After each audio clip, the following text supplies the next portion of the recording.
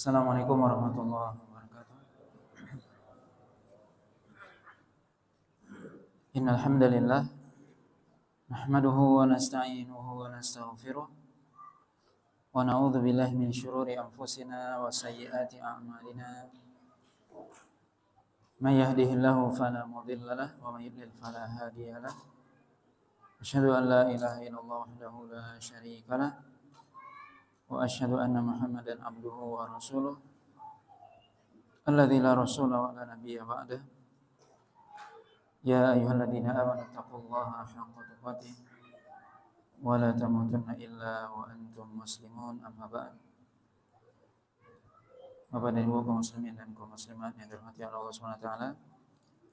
Pada malam hari ini kita melanjutkan pembahasan dari tafsir surah Ar-Ra'd, dimulai dari ayat yang ke-34. Allah Subhanahu wa taala berfirman, A'udzubillahi minasyaitonir rajim. Lahum adzabun fil hayatid dunya wal adzabul akhirati asyaq. Wa ma lahum minallahi min waq. Bagi mereka azab di dalam kehidupan di dunia dan juga sungguhnya azab mereka di akhirat lebih berat, dan tidak ada bagi mereka yang bisa menjaga mereka dari azab Allah Subhanahu wa taala. Dalam ayat sebelumnya, ayat yang ke-33, Allah Subhanahu wa taala menyebutkan tentang bagaimana orang-orang musyrik atau orang-orang kafir yang mereka menyekutukan Allah Subhanahu wa taala, dan juga bagaimana mereka menghalangi manusia dari jalan Allah Subhanahu wa taala. Maka dalam ayat yang ke-34 Allah Subhanahu wa taala menyebutkan tentang bagaimana akhir dari kehidupan mereka atau balasan bagi orang-orang yang dia kufur kepada Allah Subhanahu wa taala. Dalam ayat ini Allah mengatakan bahwasanya bagi mereka orang-orang yang kufur kepada Allah Subhanahu wa taala, bagi mereka azab di dunia. Maka disebutkan oleh para ulama ahli tafsir, di antaranya Imam Ibnu Katsir, bahwasanya azab di dunia maksudnya adalah bagaimana Allah Subhanahu wa taala menimpakan kepada mereka bencana, dan juga sebagian mereka mungkin ketika melakukan peperangan dengan kaum muslimin, sebagian mereka terbunuh, sebagian mereka ditawan. Maka itu bentuk azab bagi orang-orang kafir di dunia. Ketika mereka berhadapan dengan orang-orang muslim, kaum muslimin dalam peperangan, sebagian mereka ditawan, sebagian mereka terbunuh, atau mereka diberikan bencana oleh Allah SWT. Itu azab di dunia. Wala adzabul akhirati asyaq, kata Allah SWT, dan sungguh benar-benar azab di akhirat itu lebih dahsyat, lebih berat. Nabi SAW mengatakan, Inna azabad dunya ahwanu min azabil akhirah. Sesungguhnya azab dunia itu lebih ringan. Azab dunia artinya hukuman di dunia, bencana di dunia itu lebih ringan daripada azab di akhirat. Kemudian Allah katakan, wa ma lahum minallahi min waq, bahwasanya tidak ada bagi mereka yang bisa membela mereka, menjaga mereka dari azab Allah SWT. Kemudian dalam ayat yang ke-35 Allah SWT menyebutkan tentang akhir bagi orang-orang yang beriman. Allah SWT mengatakan, Mathalul jannatil lati wa'idal muttaqun tajri min tahtihal anhar ukuluha da'imun wa dhilluha tilka uqbal ladzina taqaw wa uqbal kafirin an-nar. Perumpamaan surga yang Allah janjikan bagi orang-orang yang bertakwa adalah surga tersebut mengalir di bawahnya sungai-sungai yang mana buah-buahannya terus-menerus dan juga naungannya terus-menerus, tidak pernah berhenti. Begitulah tempat bagi orang-orang yang bertakwa. Adapun tempat bagi orang-orang kafir adalah neraka. Maka Allah SWT dalam ayat ini menjelaskan tentang sifat surga. Di mana surga kata Allah SWT Allah janjikan buat orang-orang yang bertakwa. Maka surga diperuntukkan bagi orang yang bertakwa kepada Allah SWT yang dia melaksanakan perintah Allah dan menjauhkan larangannya. Kemudian Allah SWT menyebutkan sifat surga. Bagaimana sifat surga? Allah kata tajri min tahtihal anhar. Surga tersebut di bawahnya mengalir sungai. Yang mana sungai di surga? Allah sebutkan dalam surah Muhammad ayat yang ke-15 atau surah Al-Qital, surah Muhammad atau surah Al-Qital.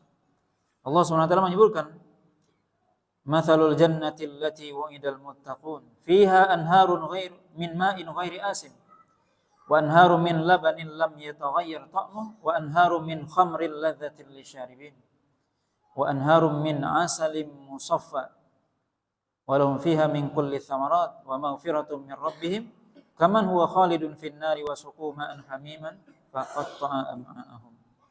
Allah SWT mengatakan dalam ayat yang ke-15 dari surah Muhammad perumpamaan surga yang Allah janjikan buat orang-orang yang bertakwa. Di dalamnya kata Allah SWT ada sungai-sungai dari air tawar yang ghairi asin, yang tidak berubah. Tidak berubah warnanya, tidak berubah bentuknya ataupun tidak berubah rasanya. Kekal di surga. Tidak berubah rasa, tidak berubah warna, tidak pernah keruh. Ini air sungai di surga. Airnya yang paling tawar, paling baik. Tidak pernah berubah, tidak pernah keruh, tidak pernah berubah, tidak pernah bau. Wa anharum min labanin lam yataghayyar ta'muhu. Dan juga ada sungai di surga yaitu sungai Laban, sungai susu. Yang tidak berubah juga rasanya. Tidak pernah berubah rasanya. Wa anharum min khamril ladzatin lisyaribin. Dan juga ada sungai dari khamar yang itu adalah yang amat lezat bagi orang yang meminumnya. Lezat bagi orang yang meminumnya dan tidak membuat orang itu mabuk. Adapun khamar di dunia mabuk. Wa anharum min asalin musaffa. Dan juga ada sungai yang terbuat dari madu yang murni. Maka ini 4 macam sungai yang Allah SWT sebutkan dalam surah Muhammad. Sungai di surga. Di mana sungai di surga tidak berubah. Baik bentuknya, rasanya, dan warnanya tidak berubah. Kemudian Allah katakan ukuluha daimun wa dhilluha. Begitu juga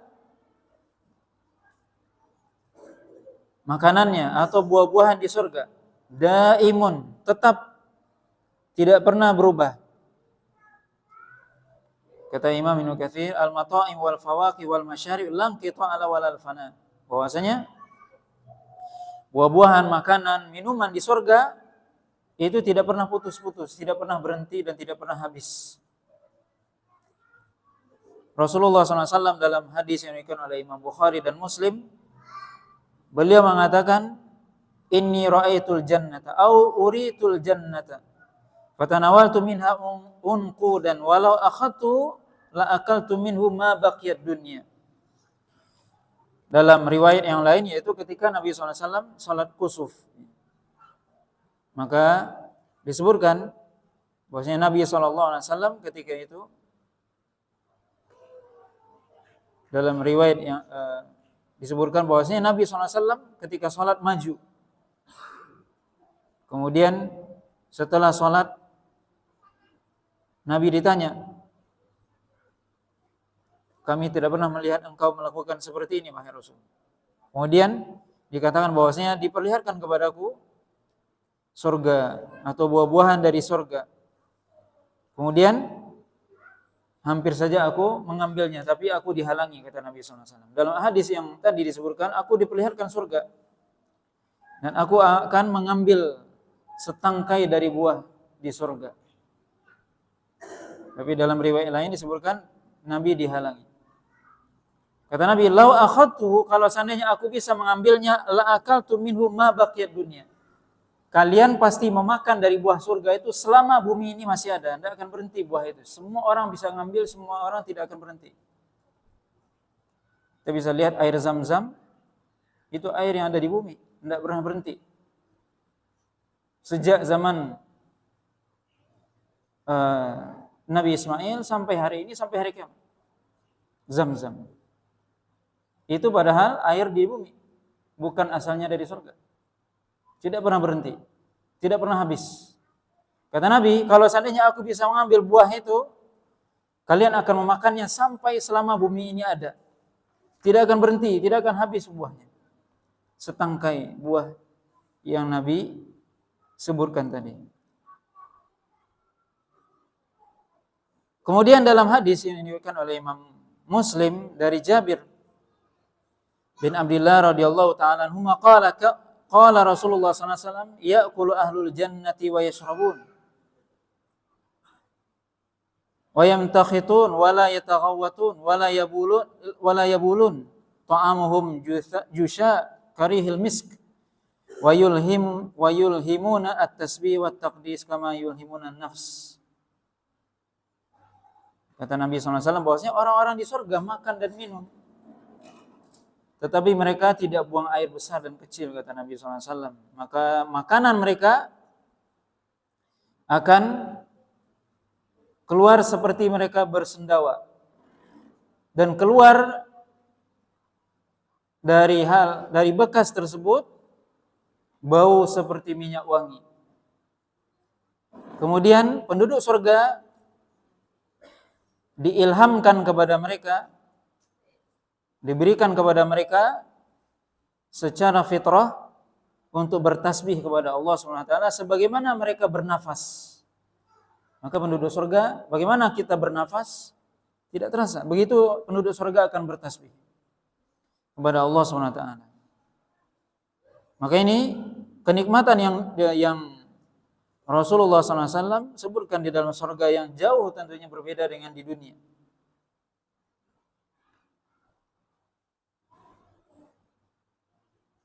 Kemudian dalam riwayat yang disebutkan oleh Imam Ahmad, hajatu ahadihim rusyaha yafidu min juludihim karihil misk fayudammiru batnuhu au batnahu. Kata Nabi SAW bahwasanya seorang penduduk di surga ketika dia ingin buang hajat maka akan mengeluarkan keringat dari kulit mereka yang baunya seperti misk, seperti minyak wangi. Kemudian perutnya mengecil. Maka ini penduduk kehidupan di surga. Tidak ada dalam surga buang air besar, buang air kecil, enggak ada. Semua orang berkeringat. Keringatnya seperti bau misk, yaitu parfum. Maka ini kata Nabi SAW, bagaimana Nabi menceritakan tentang kenikmatan dan juga kehidupan di surga.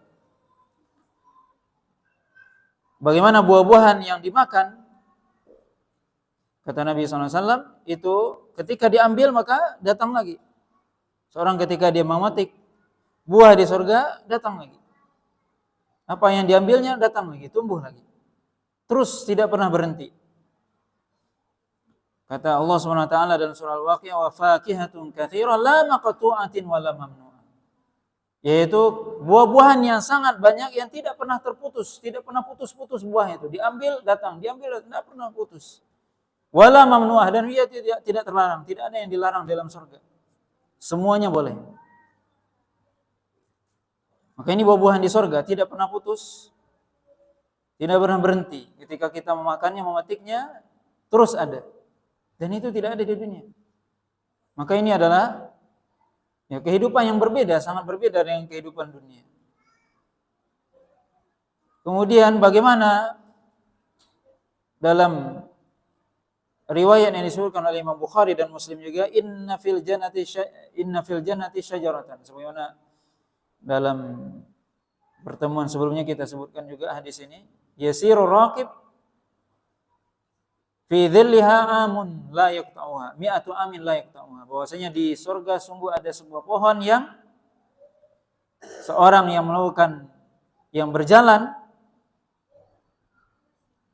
menempuh perjalanan dengan kuda yang cepat di bawah pohon tersebut, maka 100 tahun dia belum sampai untuk menempuh perjalanan menembus atau memotong dari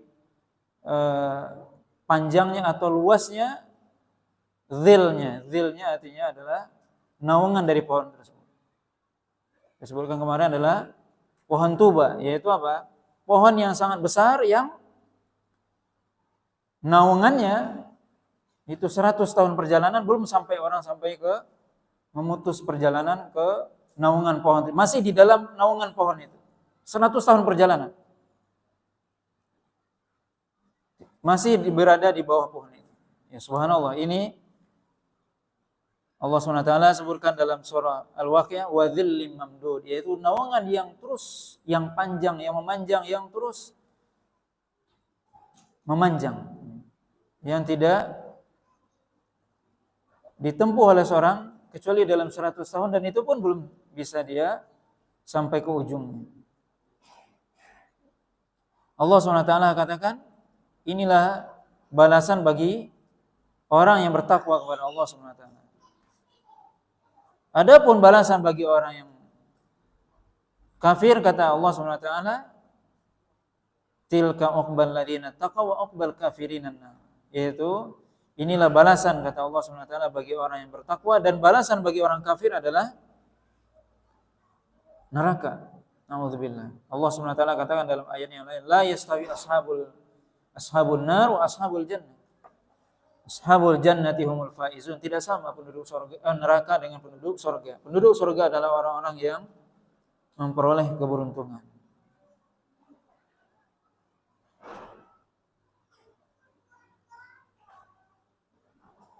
Kemudian tentunya banyak ayat-ayat dalam Al-Quran yang menjelaskan tentang sifat surga, kenikmatan di dalam surga. Begitu juga azab di dalam neraka yang Allah SWT sebutkan ya dalam Al-Quran. Ini adalah salah satu ayat surah Ar-Ra'd yang menjelaskan tentang nikmat surga Allah SWT.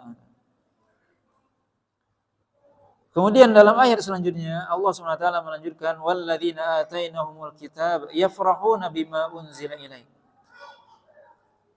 wa minal ahzabi may yunkiru ba'dahu qul innama umirtu an a'budallaha wa la usyrika ilaihi ad'u wa ilaihi ma'ab.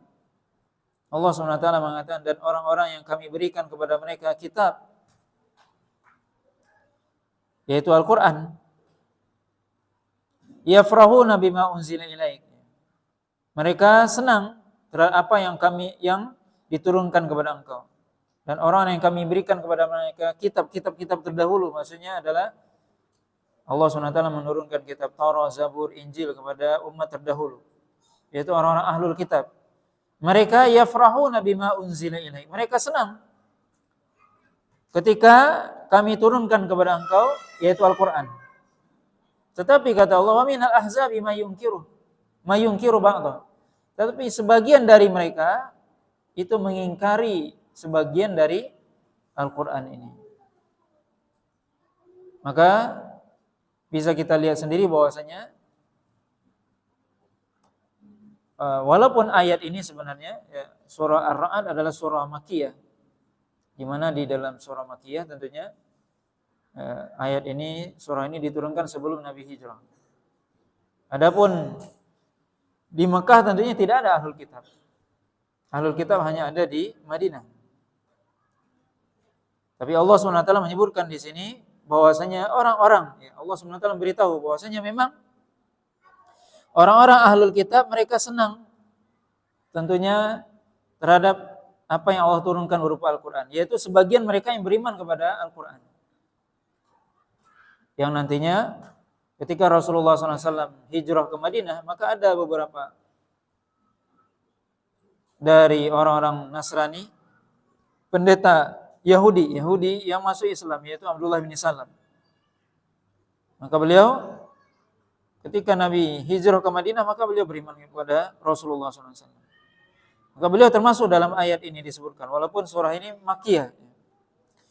Allah katakan, sebagian mereka justru mengingkari. Dan memang sebagian besar orang-orang Yahudi justru mengingkari Al-Quran. Allah SWT katakan, Qul innama umirtu an a'budallaha wa la usyrika bih. Katakanlah, aku diperintahkan untuk menyembah Allah SWT dan aku dilarang untuk melakukan kesyirikan. Ilaihi ad'u wa ilaihi ana. Maka kepadanya lah aku menyeru manusia. Kita menyeru manusia kepada siapa? Kepada Allah SWT. Wa ilaihi ana, maaf, dan kepadanya lah tempat kembali. Maka ayat ini menghibur Nabi SAW bahwasanya mungkin ada mereka yang mengingkari Al-Quran, mengingkari kerasulan Rasulullah SAW. Maka katakan, wahai Muhammad, bahwasanya aku diperintah untuk beribadah kepada Allah dan tidak menyekutukannya sedikit pun. Dan kepadanya lah aku menyeru. Artinya adalah bahwasanya Rasulullah SAW tugasnya hanya menyampaikan, mengajak manusia kepada Allah SWT. Dan kepadanya lah kita semua akan kembali. Wa kadzalika anzalnahu hukman arabiyya. Wala in ittaba'ta ahwa'ahum ba'da ma ja'aka minal ilm ma laka minallahi min waliyyin wala waq. Dan begitulah kami turunkan Al-Qur'an ini hukman arabiyya.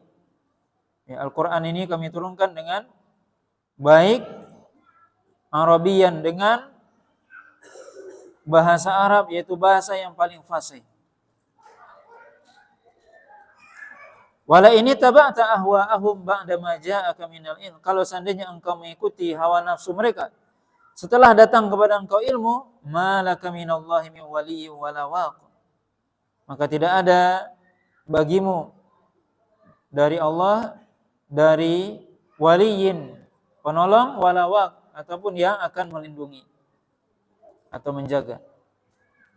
Maka Allah SWT dalam ayat ini menegaskan bahwasanya Allah SWT menurunkan Al-Quran kepada Rasulullah SAW.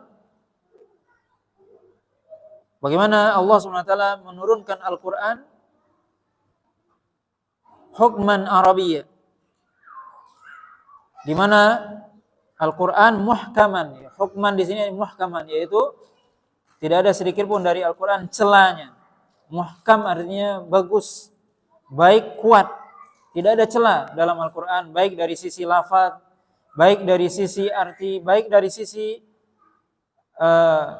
makna, dari sisi bahasa, dan juga dari sisi i'rab dan seterusnya. Tidak ada celah dari Al-Quran. Maka dikatakan sebuah bangunan muhkam. Muhkam itu artinya bagus, kokoh, kuat, tidak ada celahnya. Maka Al-Quran Allah turunkan dengan kuat, dengan kokoh dari segala sisi. Dari sisi lafadznya, dari sisi isinya. Semuanya adalah muhkam. Ya, kuat, tidak ada celah. Sehingga Allah SWT menantang orang-orang kafir untuk mendatangkan semisal Al-Quran, mereka enggak bisa.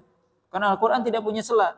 Dari sisi lafadznya, dari sisi maknanya, dari sisi tata bahasa, ataupun dari sisi keindahan dari Al-Quran, tidak ada celah dari Al-Quran sedikit pun. Muhkam. Arabian, Al-Quran diturunkan dengan bahasa Arab. Di mana bahasa Arab disebutkan adalah bahasa yang paling fasih, yang paling baik dari seluruh bahasa yang ada. Ini menunjukkan bagaimana kita mestinya bersemangat belajar bahasa Arab. Kenapa? Karena bahasa yang paling fasih, paling baik, paling bagus di dunia ini adalah bahasa Arab. Tidak ada bahasa yang paling baik selain dari bahasa Arab. Oleh karena itu Allah SWT menurunkan Al-Quran dengan bahasa Arab. Maka kita mestinya belajar bahasa Arab. Allah SWT katakan kalau seandainya engkau mengikuti kehendak mereka, hawa nafsu mereka, yaitu dengan berpaling dari Al-Quran, setelah datang kepada engkau ilmu, setelah datang Al-Quran ini, maka tidak ada bagi engkau penolong, tidak ada yang menjaga dari azab Allah SWT. Maka sebuah nikmat sebenarnya diberikan oleh Allah SWT kepada kita, Al-Quran. Allah SWT mentakdirkan kita menjadi umat Rasulullah SAW yang kitab sucinya adalah Al-Quran. Kitab yang paling baik dengan bahasa paling baik. Mestinya kita mempelajarinya dan mengamalkannya. Tidak berpaling darinya.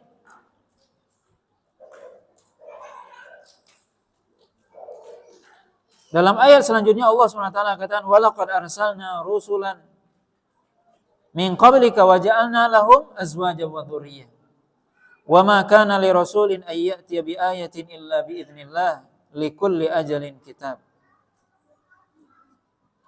Allah SWT mengatakan, dan sungguh telah kami utus rasul-rasul sebelum engkau wahai Muhammad, dan kami jadikan bagi mereka istri-istri dan keturunan. Maka Allah SWT sudah mentakdirkan bahwasanya Allah mengutus para nabi dan rasul dari kalangan manusia sendiri. Allah tidak mengutus nabi dan rasul dari kalangan malaikat. Tapi Allah SWT mengutus para nabi dan rasul dari kalangan manusia sendiri. Qul innama ana basyarum mithlukum yuha ilayya. Katakanlah wahai Muhammad bahwasanya aku ini hanya seorang manusia biasa seperti Anda, tetapi diberikan wahyu. Maka Allah SWT mengutus para nabi dan rasul sebelumnya. Sebelum engkau wahai Muhammad dari kalangan manusia. Lahum azwajan wa dzurriyyah, yang mereka memiliki istri dan anak.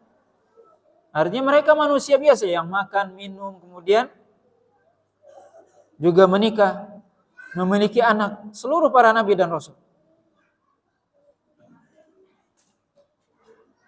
Wa ma kana li rasulin ay ya'tiya bi ayatin illa bi idznillah. Dan tidaklah ada seorang rasul mendatangkan sebuah ayat sebagai tanda kebesaran Allah SWT, mukjizat, kecuali dengan izin Allah SWT. Seluruhnya dengan izin Allah SWT. Tidaklah para nabi dan rasul datang membawa mukjizat sebagai tanda kebesaran Allah SWT, tanda kenabian, kecuali itu semua datang dengan izin Allah, dengan kehendak Allah. Kemudian Allah katakan apa? Likulli ajalin kitab. Bahwasanya segala sesuatu itu ada waktunya, ada masanya. Segala sesuatu ada masanya. Para nabi dan rasul yang terdahulu diberikan kepada mereka mukjizat, diberikan kepada mereka ayat, tanda kebesaran Allah, tanda bahwasanya mereka nabi, diutus oleh Allah SWT. Tapi semua sudah lewat. Likulli ajalin kita. Segala sesuatu ada waktunya, ada masanya. Maka sebagaimana kita sebutkan pada pertemuan yang lalu bahwasanya mukjizat yang paling kekal adalah Al-Quran. Seluruh mukjizat para nabi dan rasul sudah tidak ada hari ini. Tapi mukjizat Rasulullah SAW tetap ada. Para nabi dan rasul mukjizatnya dengan meninggalnya para nabi tersebut hilang mukjizatnya. Rasulullah SAW 15 abad yang lalu sudah meninggal, tapi mukjizatnya masih ada hari ini dan sampai hari kiamat. Yaitu apa? Al-Quran. Maka ini keutamaan Al-Quran. Kewajiban kita mempelajarinya. Yamhullahu ma yasha wa yuthbit. Wa indahu ummul kitab. Allah SWT mengatakan, Allah SWT menghapus segala sesuatu yang Allah kehendaki, dan juga Allah menetapkan sesuatu juga sesuai dengan apa yang Allah kehendaki. Dan di sisi Allah ada ummul kitab. Apa yang maksud yamhullahu ma yasha wa yuthbit? Allah SWT menghapus sesuatu sesuai dengan kehendaknya dan juga menetapkan sesuatu sesuai dengan kehendaknya. Sebagian para ulama mengatakan yang dimaksud adalah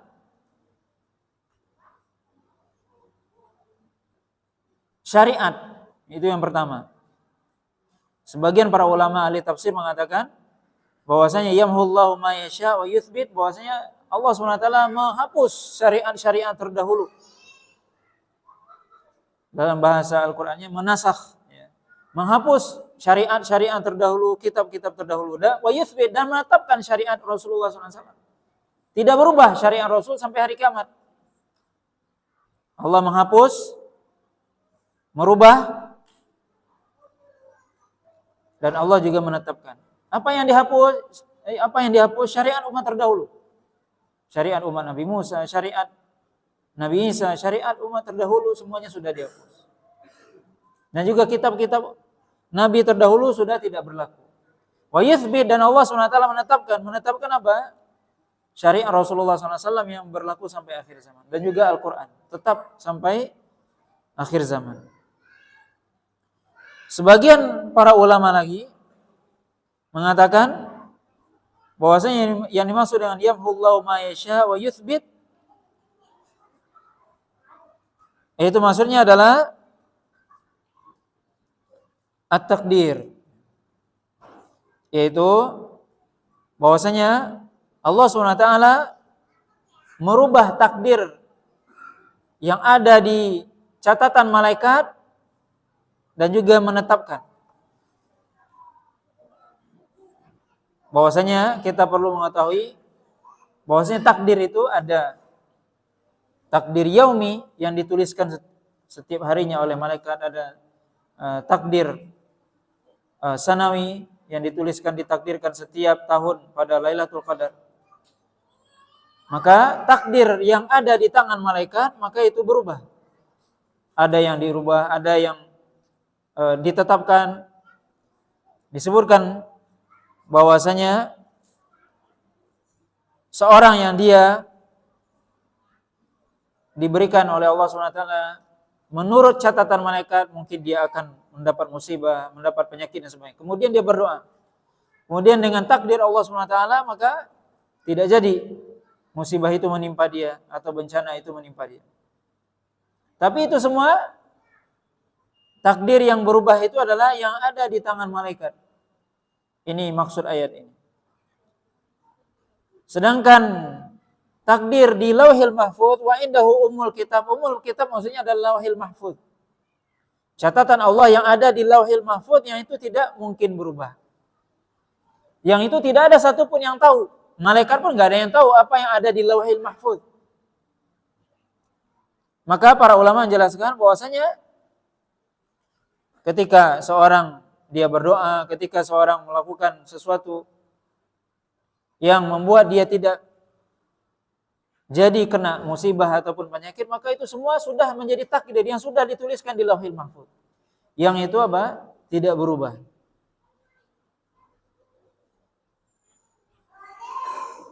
Dan ini bisa kita lihat bagaimana Rasulullah SAW misalnya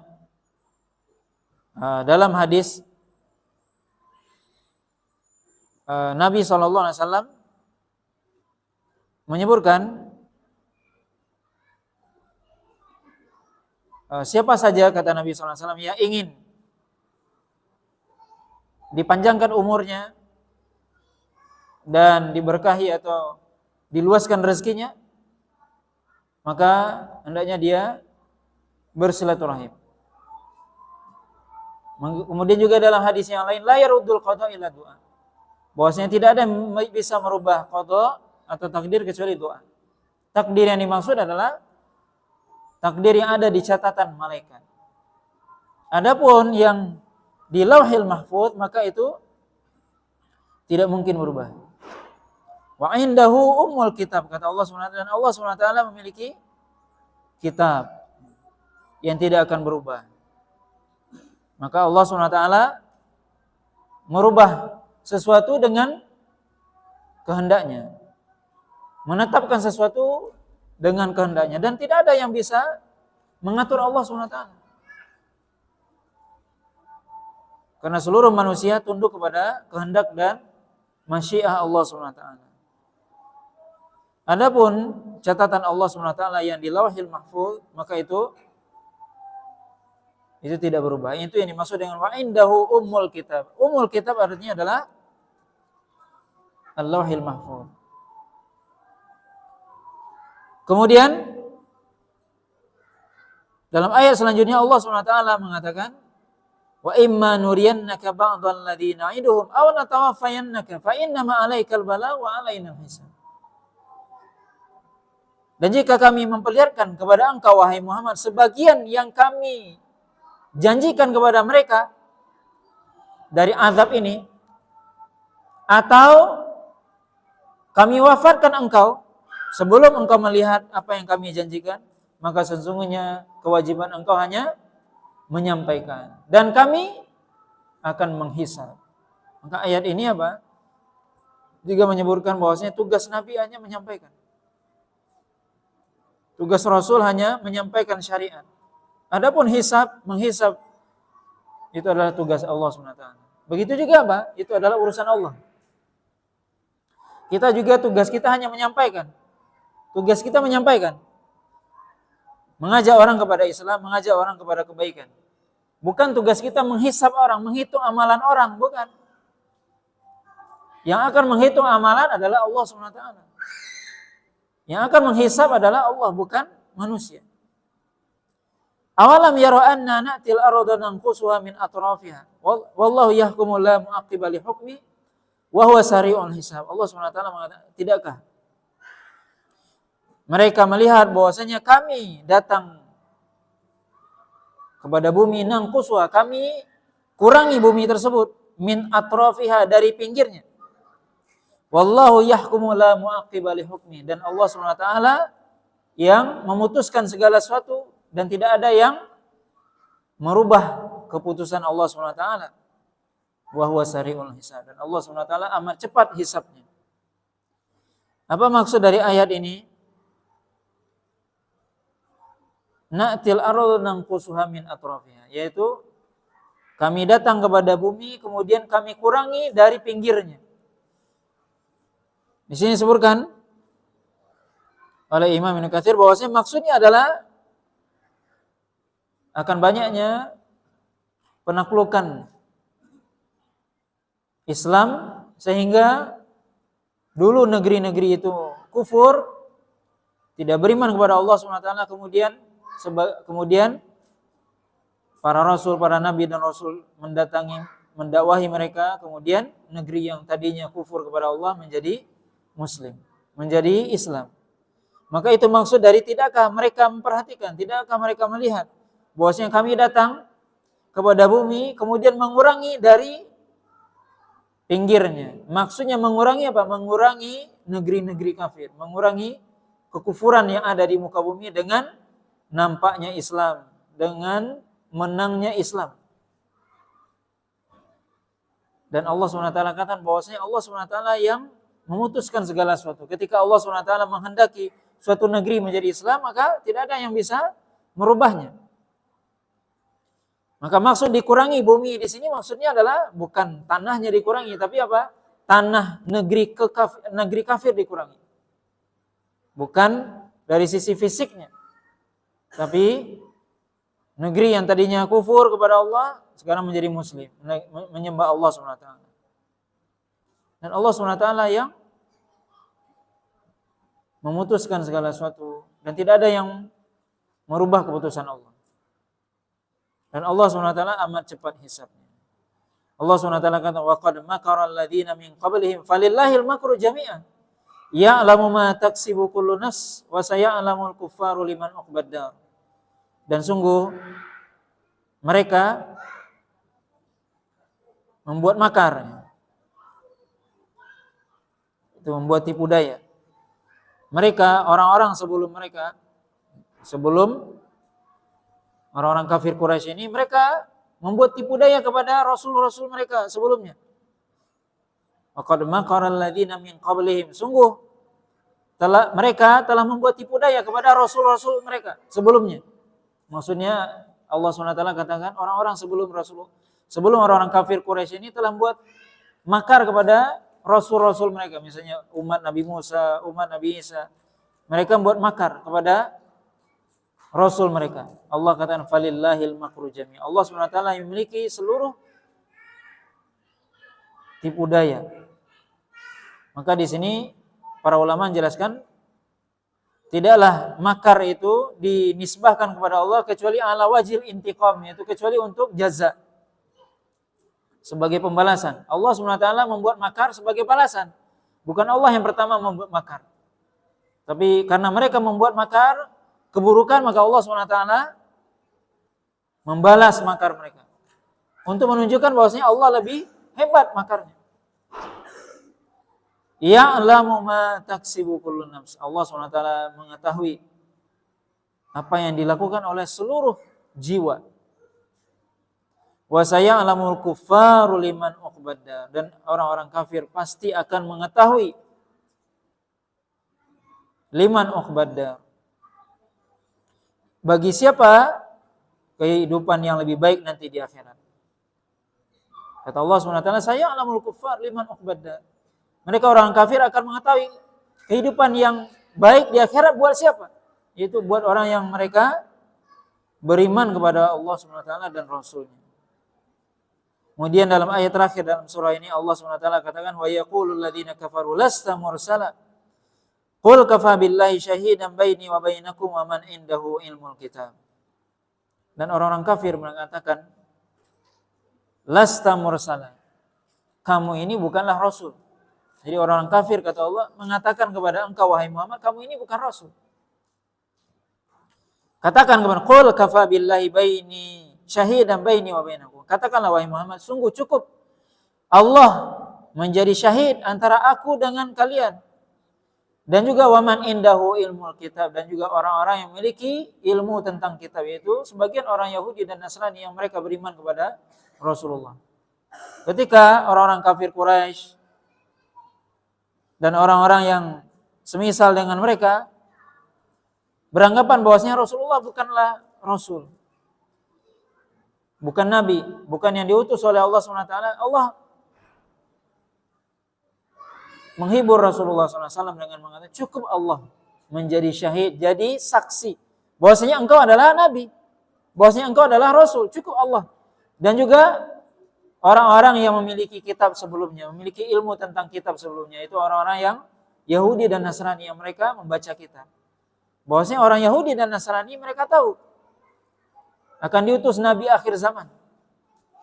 Maka kalau mereka membaca ayat, membaca kitab mereka, maka pasti mereka tahu bahwasanya Rasulullah adalah Nabi utusan Allah SWT. Mereka pasti tidak akan mendustakan, walaupun secara zahir mereka mendustakan. Sebagian orang Yahudi enggak beriman kepada Nabi. Bahkan sebagian orang Yahudi datang kepada Rasulullah SAW kemudian mengatakan, aku ingin bertanya kepadamu wahai Muhammad. Pertanyaan ini tidak bisa dijawab kecuali oleh seorang Nabi. Kemudian Nabi mengatakan, kalau saya jawab, kamu mau beriman enggak? Ini bahasa sederhananya gitu. Apa kata Yahudi ini? Ya saya mendengar dengan telinga saya. Kemudian orang Yahudi itu bertanya. Kemudian Nabi menjawab. Apa kata orang Yahudi ini? Jawaban ini tidak mungkin dijawab kecuali oleh seorang Nabi. Dan kamu adalah Nabi. Kemudian dia pergi. Na'udzubillah. Kemudian apa? Apa artinya? Dia sudah berilmu, ini Rasulullah SAW adalah Nabi. Tapi dia tidak beriman. Dia cuma mengatakan kamu ini Nabi. Mestinya dia apa? Aku beriman dengan engkau. Ini menunjukkan apa? Ada orang yang dia berilmu tapi dia tidak mengamalkan ilmunya. Dia tahu ini kebenaran tapi dia tidak amalkan. Sebagian besar orang Yahudi mereka tahu Rasulullah SAW itu adalah Rasul. Karena mereka mengetahui dalam kitab Taurat dan Injil. Allah SWT kan ya'rifunahu kama ya'rifuna abna'ahum. Mereka mengenal Rasulullah sebagaimana mengenal anaknya sendiri. Kita mengenal anak kita gimana? Wataknya, sisi fisiknya kita tahu. Begitu orang-orang Yahudi mengenal Rasulullah. Tapi ketika Rasulullah hijrah ke Madinah, berjumpa dengan orang Yahudi di Madinah, tidak banyak yang masuk Islam. Sebagian besar mereka mendustakan. Seperti tadi disebutkan, dia uji Rasulullah dengan pertanyaan. Dia tahu ini Nabi tapi dia tidak beriman. Na'udzubillah. Maka ini ilmu yang tidak bermanfaat. Ketika seorang mengetahui kebenaran kemudian dia tidak beriman dengan ilmu tersebut atau tidak mengamalkan ilmu tersebut. Na'udzubillah. Makanya orang Yahudi dikatakan al-maghdubi alaihim, yaitu orang yang dia dimurkai oleh Allah Subhanahu wa taala, mereka berilmu, mengetahui kebenaran, kemudian mereka campakkan kebenaran itu. Nah, Bapak dan Ibu yang dirahmati oleh Allah Subhanahu wa taala, ini pembahasan kita dari surah Ar-Ra'd, yaitu akhir surah Ar-Ra'd sampai ayat yang ke-43, yaitu surah Makkiyah yang kalau kita simpulkan bahwasanya surah ini banyak bercerita tentang kebesaran Allah Subhanahu wa taala, menceritakan tentang kerasulan Rasulullah SAW, bagaimana Allah SWT mengutus Rasul, bagaimana Allah SWT menciptakan alam ini, dan juga Allah SWT menyebutkan di dalamnya tentang surga dan neraka. Ini semua tentunya menjadi pelajaran bagi kita. Surah Ar-Ra'd di mana Allah SWT menyebutkan dalil-dalil secara akal akan kebesaran Allah SWT yang mestinya orang yang berakal itu beriman akan keberadaan Allah SWT, bahwasanya Allah yang berhak untuk diibadahi. Karena memang orang-orang musyrik, mereka tentunya tidak beriman dengan Al-Quran, tapi mereka akan bisa dengan akal. Maka Allah SWT dalam ayat surah-surah Makkiyah itu banyak bercerita, mengungkapkan, memperlihatkan, mengingatkan, menyebutkan tentang ayat-ayat kauniyah, ayat-ayat yang sifatnya alam semesta. Untuk apa? Untuk agar orang itu berpikir akan keberadaan Allah SWT, bahwasanya Allah yang berhak untuk diibadahi. Nah, wallahu ta'ala alam, mudah-mudahan apa yang kita sampaikan dari surah yang mulia ini bermanfaat. Dan mungkin insya Allah nanti kita lanjutkan surah Ibrahim di bulan Syawal insya Allah.